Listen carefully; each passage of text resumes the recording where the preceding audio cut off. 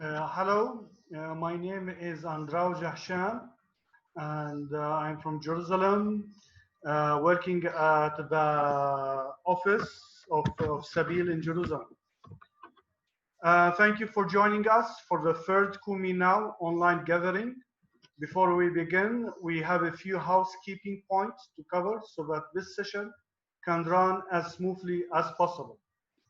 This session is being broadcast live on Facebook. If you don't wish to appear, please turn off your video feed.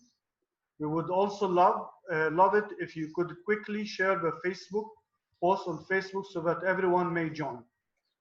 2, we will be muting everyone during the session except those speaking. Individuals will not be able to unmute themselves. If you wish to ask a question of the speakers, please type it into the chat box.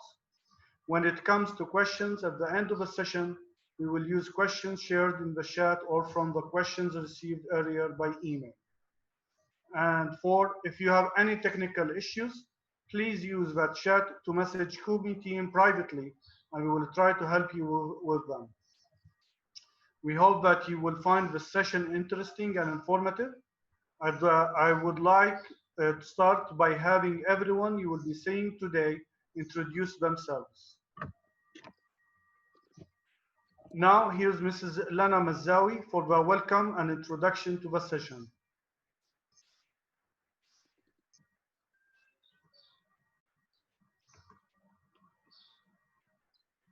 Okay. Hi, everybody. My name is Lana. I'm from Nazareth. I'm the coordinator programs in Sabil Nazareth.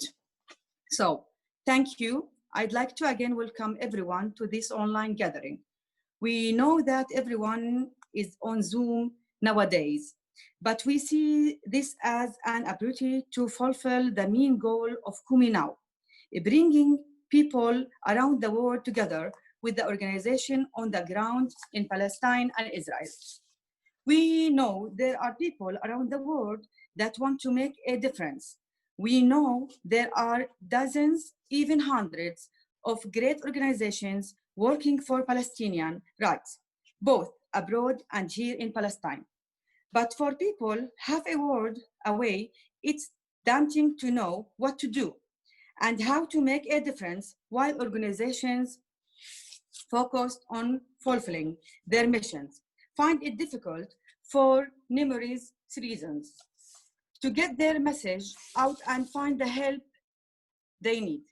They might not have the time or the language skills or the technical expertise to do so. And any attempt at reaching a larger audience has to compete with the latest cat video on Facebook, the latest series on Netflix, propaganda from Israel, or simply all of the other problems and worthy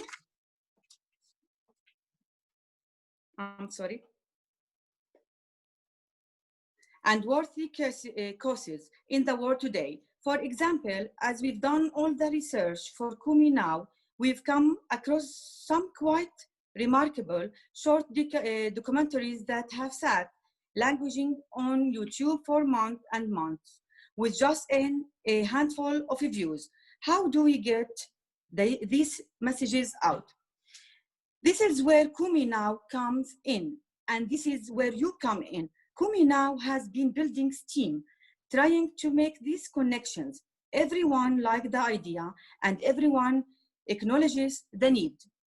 With this Kumi Now online session, we hope to take this network building to the next level, bringing people and organizations one step closer together, and starting a myriad of discussion, small and large, about how we work together to multiply our impact.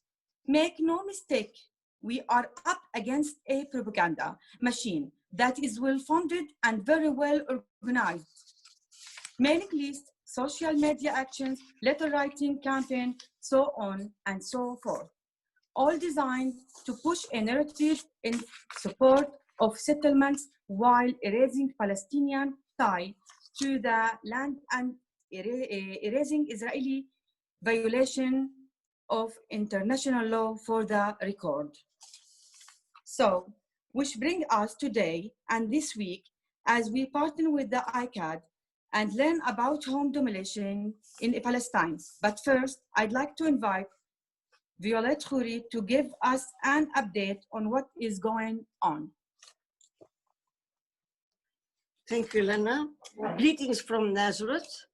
I am Violette Khoury, a member of Sabeel General Assembly and previously director of Sabeel Nazareth, and I'm also the founder and director of Nasijuna Nazareth organization.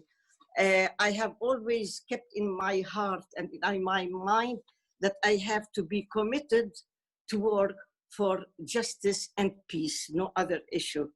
So thank you for being with us in this session. This session that is dealing with a basic and crucial issue, very important for the Palestinian people. As an Arab, a Palestinian, Arab, Christian, Israeli citizen, I am perplexed from where to begin. From where to begin to give you the update on the complex reality, on our complex identity. So since Jeff Halper is going to talk about the home demolition, I will leave that matter for him to talk about it. And allow me to give another overview and some update about other things that are concerning us. I will start from the last things that, as everyone else, we have been in confinement for the last about 3 months. Due to the COVID-19 pandemic, we had time to reflect and to resettle our priorities. Not all of us, some of us who were at home, and we had to reflect about so many things that were worrying us, and to find out that finally we have to resettle our priorities. We also had a dream that maybe we will come out bringing back humanity to our humanity. It has been a period for us where we felt equal to others.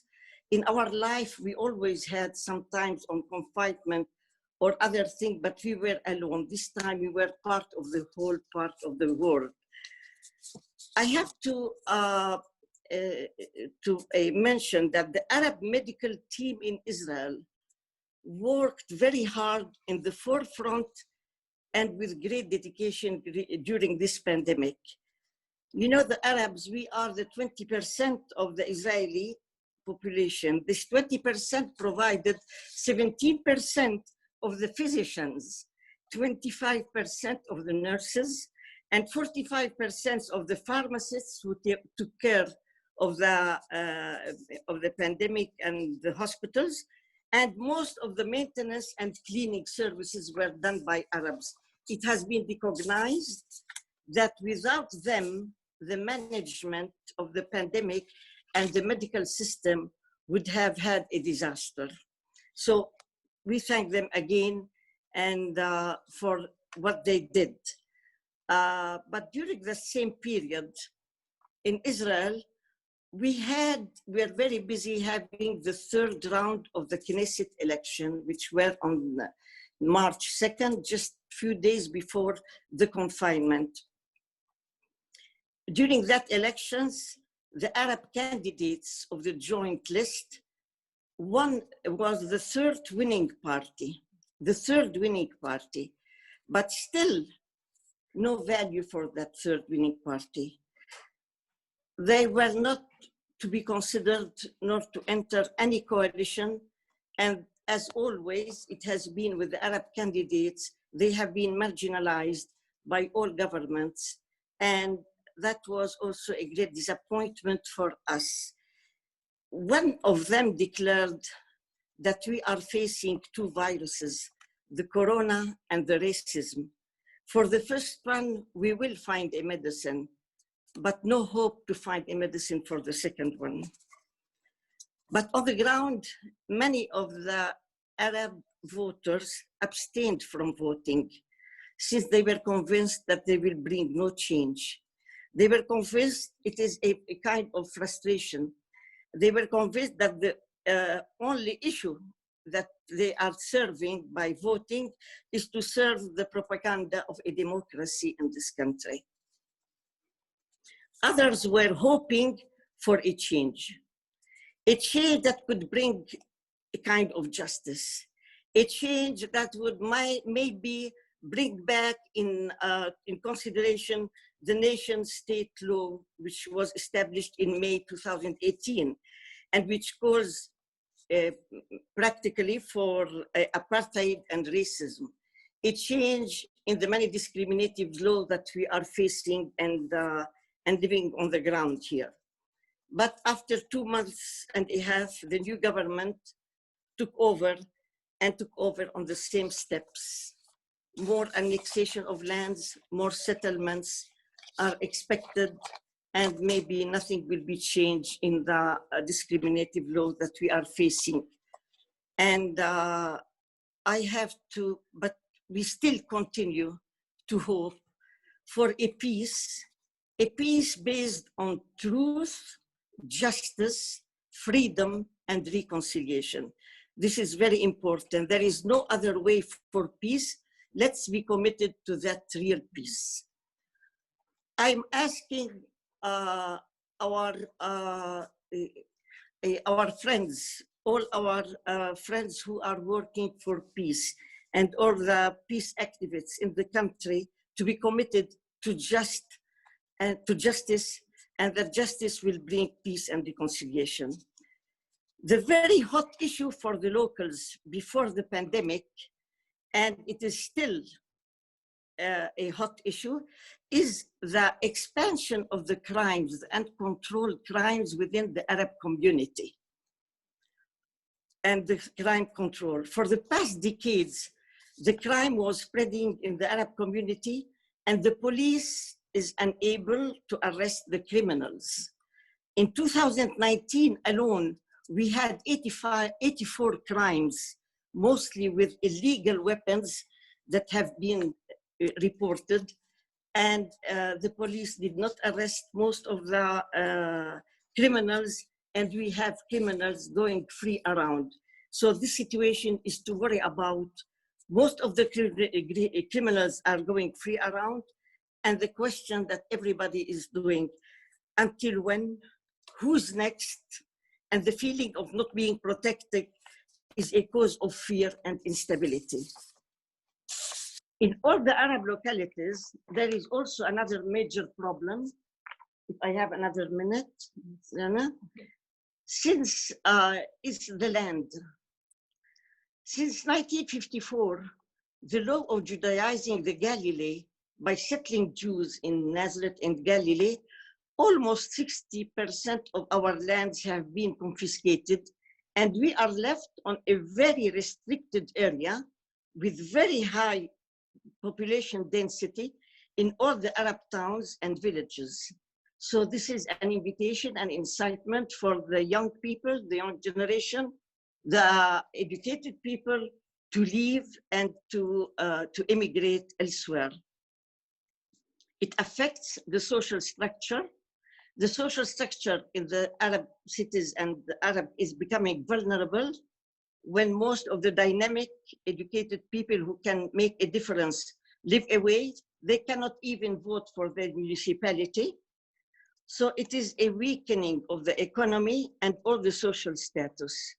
We need every inch of land for the community to let our young people stay and maybe come back and develop their towns. And they are all willing, and they have their heart in heart to come back to their towns and live among their community.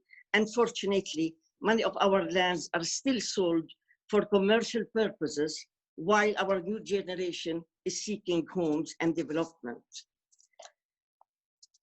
There are so many other things to add about other discriminative law. I am short of time. I will pass the word to Jeff Halper, who is with us, and he will give us the overview about his work in post-demolition. So welcome, Jeff, with us. Thank you. Thank you very much. I think we're going to do a round of introductions before we get into our presentations. So I'm Jeff Halper. I'm the head of the Israeli Committee Against House Demolitions here in Jerusalem. And I'm very active also in another group we'll talk about that's called the One Democratic State Campaign. I'll pass it on to the next person. Hello, and I'm Linda Ramsden. I am the founder and director of ICAHD UK, and I'm speaking to you from just outside of London in England. Hi, I'm al-Hathleen from al-Khair, 25 years old, co-founder at Good Shepherd Collective from Palestine.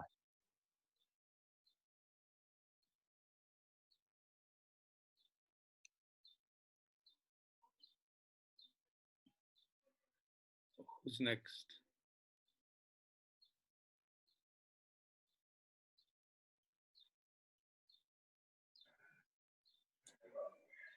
More introductions, or should we just get into the presentations?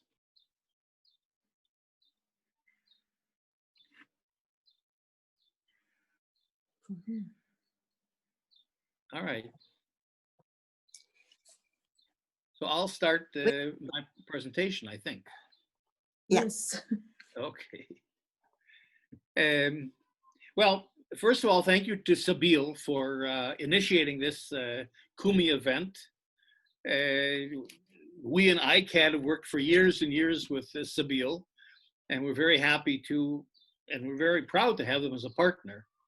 I also want to thank Linda, who runs ICAHD UK, the Israeli Committee Against House Demolitions in the UK, and Awdah from the Good Shepherd Collective in al-Khair, which is, he'll talk about more, a small community in the South Hebron Hills in the West Bank. So thank you guys for supporting us in this whole venture. ICAHD, as we call ourselves, the Israeli Committee Against House Demolitions, was begun in 1997, actually. So we're more than 2 decades old. And ICAHD began as a political organization. And that's something I think that's very important to emphasize. That we're an organization of Israeli Jews, first of all, partly, and that's why we call ourselves the Israeli Committee, because we believe that we have to take responsibility. We're the colonists, we're the occupiers, we're the problem.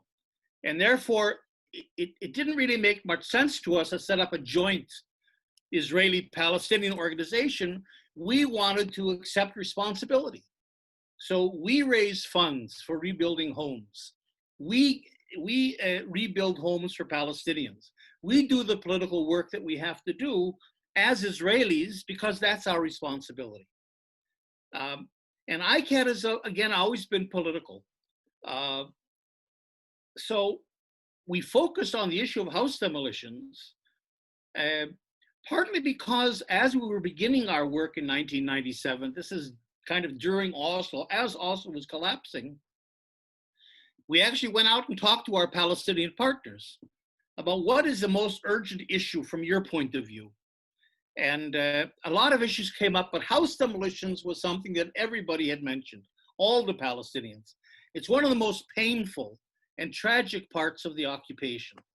And not only of the occupation, we'll come to that in a second, you know, as Israelis, to tell you the truth, even though we've been involved in the peace movement for many years, we didn't know very much about the house demolition issue. I mean, if you would have asked me 20 some years ago, who does house demolitions? Why do they do house demolitions? How is it authorized? What's the point of it? You know, how does it actually operate? I couldn't have told you. In other words, we didn't really know the mechanisms of the occupation, and through the occupation, we couldn't, it was very hard for us to see Israel's intentions. We had to just kind of read the newspapers and believe politicians. So part of ICAHD's success, I think, politically, has been that it brought us onto the ground. It brought us into contact with Palestinians in the occupied territory and inside Israel as well, within the Green Line, so that we had this unmediated connection to the Palestinians. We could see what was going on, we could hear what was going on, and we could begin to draw our own conclusions. So so over the years, we've focused on the issue of house demolitions. Again, the demolition issue is very important because through that issue, we can explain to people, and this is what we do, how the occupation works. We can explain to people what Israel's intentions are. If you look at the house demolitions, you know, now we're talking, let me go back again to saying this, we're not only talking about the occupied territory. This has been a problem in our struggle, I think, that we have to talk about.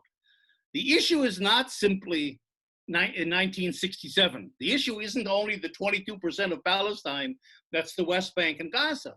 The entire country has been colonized over the last century. So that house demolitions didn't begin in 1967 in the West Bank. They began, actually, to tell you the truth, they began with the British during the Mandate period, because the British knew that that was one of the most painful ways that you could punish the Palestinian population, was to destroy their homes. But it was adopted by Israel as a systematic policy in 1948, of course, as part of Israel's process of ethnic cleansing, so that somewhere around 750,000 Palestinians were driven out of the country at that time, or found refuge away from their villages, and therefore not in the heat of battle, but in order to prevent the refugees from returning, and in order to take their land. As Violetta said, Israel demolished more than 530 entire villages, towns, and urban neighborhoods. So that it probably around 55 to 60,000 homes were demolished in 1948. So let's not limit ourselves to 1967. Jump to 67, and the ethnic cleansing continues, because what we call the occupation, Israel does not call an occupation.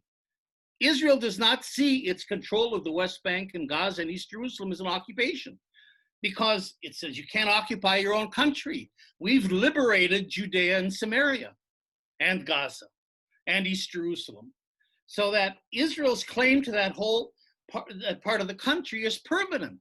It isn't an occupation that means in international law a temporary military situation.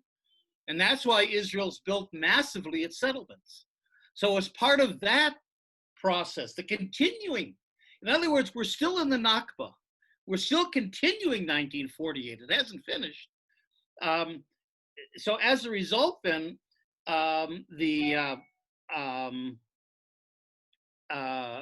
Israel's demolished in the occupied territory somewhere around another 55,000 homes. Now let's go back once more and emphasize that demolitions didn't stop in 1948 inside Israel, but they continued as well. Thousands of more homes have been demolished inside Israel until today. There's one famous Bedouin community in the Negev, the Nakab, it's called the al-Arakib, that's been demolished now about 140 times and rebuilt by its residents and by activists.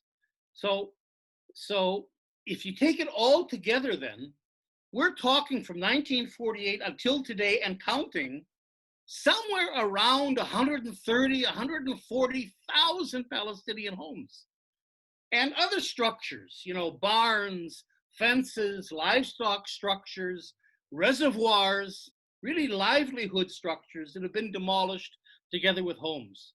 This adds up to ethnic cleansing. And so in a sense, even though we took house demolitions as kind of an issue at that time in 1997 as activists, we found out that we had backed into really the essence of this conflict, if you want to call it a conflict, of this colonial situation. And that is the displacement, complete displacement of one people by another people. So that in a sense, what I think we're really dealing with the essence of the issue here with the house demolition issue. One more sentence I'll just say, and that is that for us, demolitions, of course, are a political vehicle. because our job isn't to end demolitions. I mean, we want to do that tomorrow, of course, but that does not end the occupation. That does not bring the just peace that Violette is talking about. So that's where we've gone as ICAHD into the One Democratic State campaign, where we're now advocating for a single state, a single democracy between the Mediterranean Sea and the Jordan River. In other words, we have to go beyond protest, we have to go beyond resistance, we have to go beyond advocacy, and we have to develop and formulate a political program of transforming the one apartheid state that Israel has already created between the river and the sea into a democracy for all its citizens. So ICAHD remains focused on a political agenda, using the house demolition issue as our vehicle. So with that, I'll pass on to Awdah or Linda? No, it's to me. Linda. Thank you, Jeff.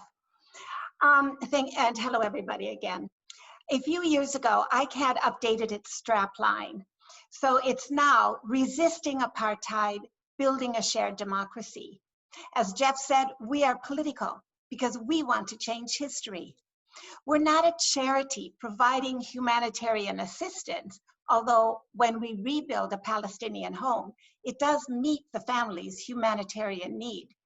The difference is that our rebuilding brings Palestinians and Israelis together as an act of non-violent political resistance to Israel's demolition policies, and it demonstrates that they together refuse to be enemies. The ICAHD support groups in the UK, the US, Finland, and Germany provide a platform for these critical Israelis. We take the information and analysis, all grounded in international law, that comes from Jeff Halper and our team on the ground, and we use it to educate people, those in churches, synagogues, and other religious bodies, peace and solidarity groups, the media, and politicians. We have a comprehensive website, which is a tool to equip campaigners as we call for home demolitions to end. And on the website, we now have this information about our vision for a one democratic state, which will be just and sustainable for all people. A few months ago, we began a series that features Palestinians who call for one state. And next up will be lawyer Jonathan Katab. We post monthly demolition and displacement reports where you can learn about what is happening in the occupied territories and the state of Israel concerning these demolitions and displacement. We provide sample lobby letters to be used when lobbying our political representatives. We have stories, photos, films, and articles all available. The ICAHD chapters arrange speaking tours for Jeff and our Palestinian partners. In the UK, we normally have an annual conference, but sadly, due to COVID-19 this year, of course, it had to be canceled. So instead, we've now also started providing webinars. We send out monthly newsletters and bulletins. We facilitate opportunities for internationals to participate in issue-based study tours to Palestine, Israel, where there's an average of 25 to 30 encounters over 10 or 11 days. And they allow our international participants to witness the reality and receive in-depth analysis. Again, a strategic way to try to help equip internationals for campaigning. In our campaigns, we also often work in coalitions with others. At present, we are currently doing so as we call upon the Jewish National Fund not to evict the Sumaran family from their home in Silwan, East Jerusalem. Another one of our campaigns in the UK actually is calling to account one of the major British charities, which is the National Society for the Prevention of Cruelty to Children, urging it not to accept donations from JCB. I mean, how ironic is that? That we have this charity that looks after children actually accepting donations from JCB, the company that supplies bulldozers to demolish Palestinian homes, thus creating trauma and misery in the lives of children.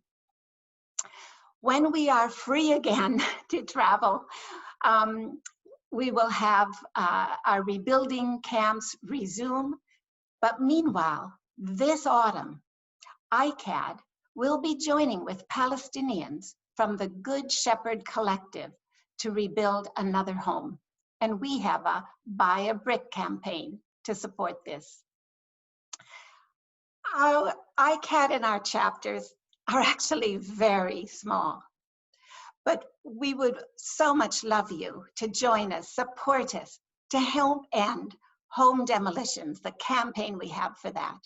Resist apartheid. Build a shared democracy. Join us, because we are about helping to bring change. And now I'm pleased to introduce you to Awdah al-Hathleen. Awdah is part of the Good Shepherd Collective, and he's going to tell us about demolitions in his community. So Awdah, over to you. Thanks, Linda. I'm one of the people who are living in villages, Palestinian villages, which suffer every day from the occupation. So everything started in 1948 in the catastrophe. So all of us here in al-Khair village, we are around 170 people now, around 30 families. But in the past, we were transferred from our land in Arad. This happened in 1948. So in 1948, when the catastrophe took place, so some Palestinians stayed in their land, some Palestinians got killed, some Palestinians got jailed, and some Palestinians, you know, by force, they pushed them or kicked them away from their land. So we are from the Palestinians who got here in 1948. And now we are living in South Hebron Hills. So when we got here, we bought this land from other Palestinians, and we paid for this land. And we are lucky because we got the papers, we got the documents which prove that this land is ours. We lived here our normal Bedouin life from 1948 until 1982. And in 1982, I all the time say the disaster started. They started to build an Israeli settlement around al-Khair. They started by creating a military checkpoint, but this military checkpoint expanded year by year, step by step, until today. It's one of the biggest settlements in South Hebron Hills. So first of all, what they did, they kicked the Palestinians from their lands here, and they took more than 40% from their lands. And then when we complained, when we went to the court, when we asked what's going on, we have the papers, we have the documents which prove that this land is ours. They said, your papers, your documents is right, but you don't have the right to live here for a security reason and because you are close to the settlement. But it doesn't make sense in a way or another, because we are here before the settlements. So the people of al-Khair suffered a lot from the occupation, and the issue that they all the time try to let the people leave the land. First, they took more than 40% from their land. Then they told the people, you are not allowed to get water, you are not allowed to get electricity, and your homes and your houses will be destroyed. And when I mention, you know, the demolition started here in al-Khair village, 2007. And from 2007 up to 2019, al-Khair people faced many demolition process. So you can say every year we face at least one demolition process. And there are some years we don't face a demolition, but we get a lot of demolition orders. And when we talk about the demolition, it's not about destroying your house. It's not about, yeah, like they come in the morning, in front of your eyes, they destroy everything. Everything is about the feeling, how you will feel as a person who worked hard to build his house, how you feel when the soldiers, with the police, with the Israeli civil administration attack your village early morning. And by the way, most of the demolition process happened before 6 in the morning, and more than 85% of them happened in the winter because they know exactly what a damage they will cause in the winter. So how you will feel when the police, with the soldiers, with the Israeli civil administration come to you and starting to destroy your house in front of your eyes, in front of your children's eyes. It's really something unbelievable. And the way they destroy the house, first, like, you cannot do anything. Even if you wanna, if you shout, they will push you, they will push the old people, they will make problems for the children, and they will arrest the guys. And honestly, they will be so happy to arrest anyone who will cause them problems, even if you are shouting, you know, to try to resist the demolition. So from 2007 up to 2019, more than 80% from the people who are living here face the demolition. More than around 80 structure got destroyed. And when we talk about the demolition, it's not only about a house. It's also like structures. It's also like fences, anything you build, anything you add. The community centers, any place you build, immediately they will come and they will give the place demolition order. And we remember we lived this. Like my house got destroyed 3 times. Like my family, my neighbors, my friends, like all of them. So we know the feeling. We know exactly how you will feel. We know when they come to destroy our houses in the winter, in the middle of the winter, and you sleep outside in the middle of the night, like for 3 months. We know how it's feel. We know the organizations and the associations, which they all the time mention, yeah, we are going, you know, to help the Palestinians. But we, the Palestinians who live in the ground, we know exactly who's helping and who's not helping. And the issue, when they come to demolish a house, even like if you are a peace activist or like a human rights activists, and you want to film everything, you want to document everything so you can let the people know about it, you are risking yourself. So in any moment they can ask you, like, or they can, you know, take you with them, throw you in the jail for weeks, and no one will care until they take you to an investigation, after an investigation. And it happened many times. Sometimes they detain you at least 1 week. Sometimes, you know, it depends for what they say. And it happened that some Palestinians got jailed more than 3 years. And why? Because in one of the demolition process, one of them told the soldier that in one day we will see justice, and we will destroy your house. For this sentence, he spent in the jail 3 years. So here in al-Khair, if you want to live in al-Khair, you have to be patient and you have to have hope. Unfortunately, here the old people, they don't have any kind of hope. They suffered a lot. They got tired from all of the things which is going on.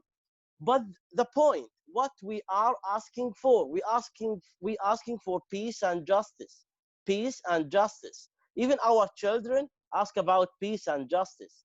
And if you will ask me what my dreams, if you ask anyone in al-Khair what's his dream or her dreams, he will tell you, I hope that I will get good water, electricity, and a house. So for anyone, this is not dreams, this is rights. But unfortunately, in al-Khair, our main rights became dreams. So this is the issue. But here in al-Khair, we will steadfast in our land. And I'm sending here special thanks for the organizations who all the time try to help the people with the rebuilding, because in a moment they will destroy the house, immediately we will rebuild. But yeah, we need people to help and support.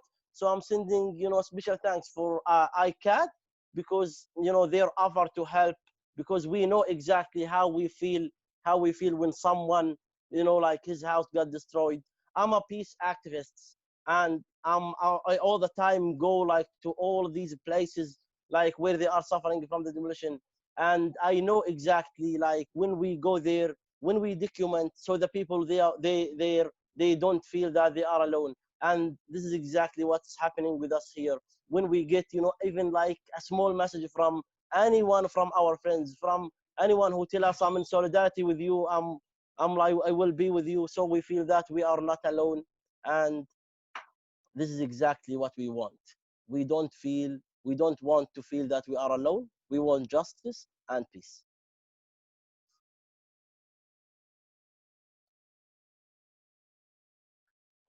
Thank you, Awdah, for sharing your story.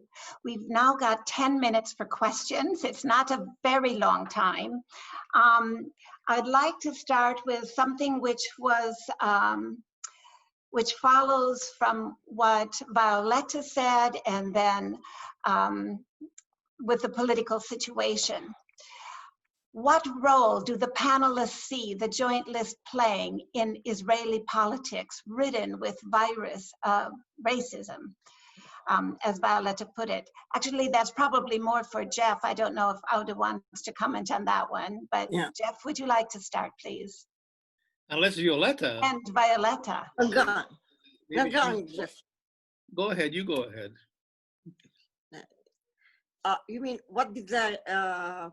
I'll say it again. What role do you see the joint list playing in Israeli politics, which is ridden with the virus of racism? Okay. It's a big question. The national law, the national law that gives only that considers the citizen that Israel is not the country of all its citizens, that gives only nationality to the Jews and those who have the right of self-determination, and only the Jews, and the non-Jews don't have the same right. So they are called as if they have a special status. Who knows what is that special status? I think that the joint list has to awake and to work for this status. If we are considering a democratic state, so we cannot talk about that apartheid and that division state. And I think the joint list has to talk about it. Then there are so many other discriminative laws. There are about 64 discriminative laws against the Arab community, Palestinians, either Israeli citizens or residents of the West Bank, and those laws have to be dealt about.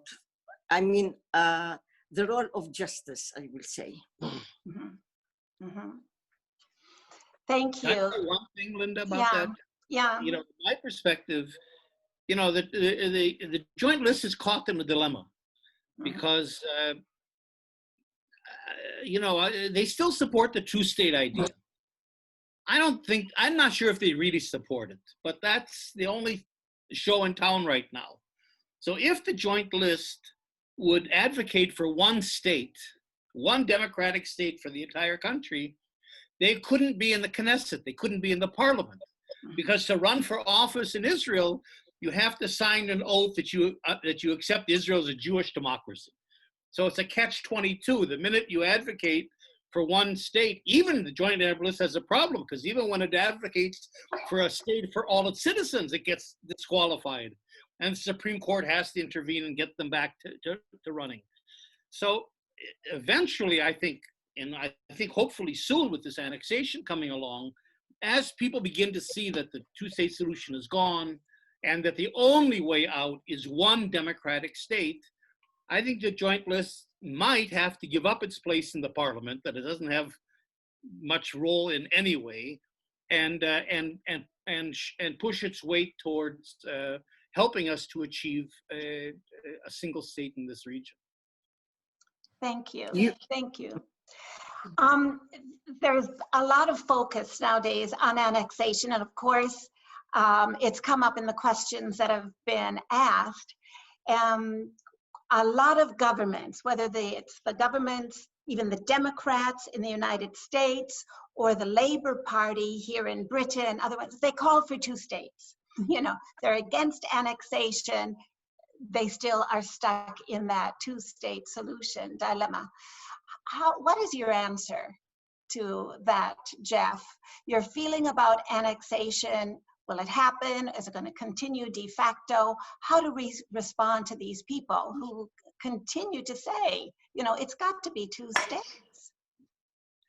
Well, I mean, you know, not only is the two-state solution dead, which I think almost all of us that have any sense of what's happening here understand, but in fact, it never was. I mean, there was never a chance for two states. Israel, again, Zionism was a settler colonial movement who said very explicitly 100 years ago that its job is to Judaize Palestine, is to take over Palestine and transform an Arab country into a Jewish country. That's been the agenda for more than a century now. So there is no place for a Palestinian state in that kind of a colonial framework. So it's never existed, the two-state solution. But certainly now, with annexation, even those that hung on to it, like J Street and AIPAC and even Jewish organizations and others, I think are in a panic now because they don't know where to go. If they go to one democratic state, that really is the end of Zionism, which is fine from my point of view, but that's upsetting for them. But on the other hand, you know, if you don't accept one state and you don't accept, and you see the two state is gone, it means you're complicit in apartheid. Because what we have today is one state that already exists between the river and the sea, that's an apartheid regime. So is that what you want, apartheid? So the choice is very clear. And the problem with annexation is that, you know, you have to oppose annexation, because anything that makes an apartheid regime stronger has to be opposed. But ironically, it could work in our favor, because if through annexation, everybody understands, no matter how pro-Israel you are, that the two-state solution is finally finished because Israel's annexed, that then paves the way for I think, people beginning to understand the idea of one state. And our organization, the One Democratic State Campaign, has a very good 10-point program for establishing one single state. Look on our website, which is called the onestatecampaign.org, and you'll see our manifesto and our program. Thank you. So this is our job, to really educate ourselves about that, find these materials, change your language as well from occupation, settler colonialism, and all that. Yeah. Okay, thank you. You know, there's the questions that are coming in are actually pointing very much to you, Jeff. People wanting to hear how you can identify with Israel. Jeff, can you say that it's a real country with a real history and civilizations, or is a project established by capitalism to sell their products? Again, that probably can't be answered very quickly at all. But there's that, and also how much do you cooperate with Rabbis for Human Rights? Right. Yeah, no, those are good questions, but I would rather, if I may, ask Awdah a question.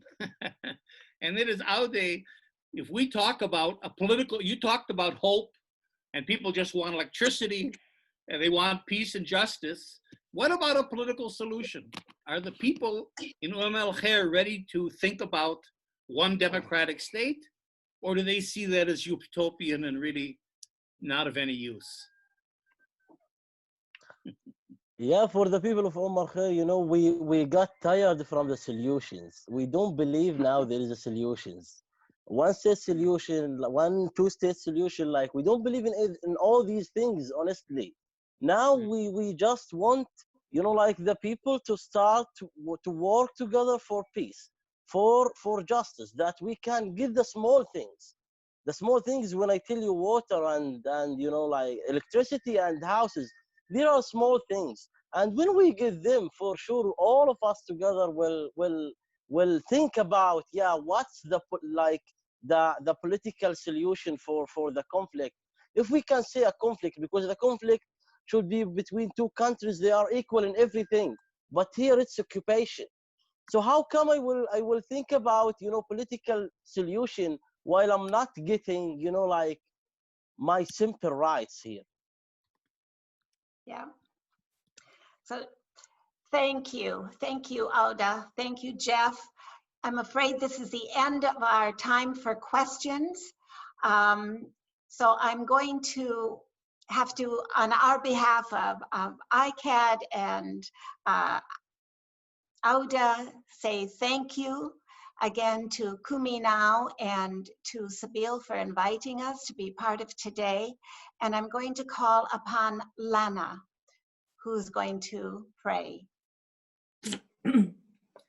Dear Lord, we thank you for the work of ICAHD as it seeks to help Palestinians whose homes have been demolished by the Israeli authorities. We pray for an end to this merciless practice and for an end to the Israeli occupation of Palestine. Lord, in your mercy, hear our prayer. Amen. So thank you all for all of the great questions. And thank you, Jeff, Linda, and Awdah for your answers.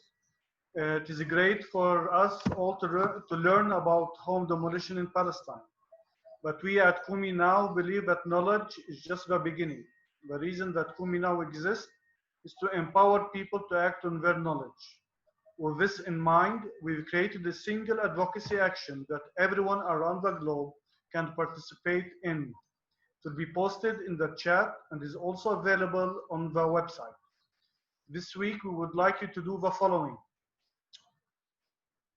Is your local community supporting the occupation with your tax money?